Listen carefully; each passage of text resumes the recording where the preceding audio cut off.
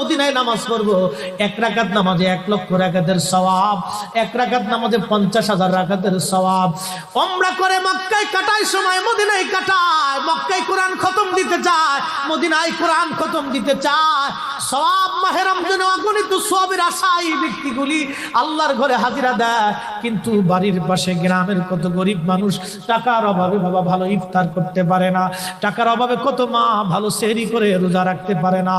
এই ধনীরা এই গরিব মানুষের ঘরে খাবার না দিয়ে আল্লাহরে পাওয়ার জন্য মক্কা মদিনায় দৌড়ায়। আল্লাহ ডাক দেখো, বান্দা একবার মরে দেখ, কায়দা মতো জুতা দিয়ে পিটামো, আমার বান্দারা না খায় ইফতার করবে, আর তুই আল্লাহ পাওয়ার জন্য মক্কায় আইছো, এমন আল্লাহ আমি ধরা দেব না।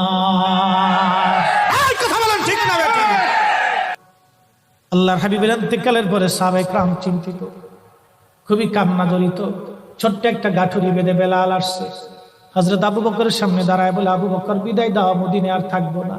কেন রে বেলাল, কি জন্য মদিনায় থাকবে না? কিসের অভাব, কিসের কষ্ট?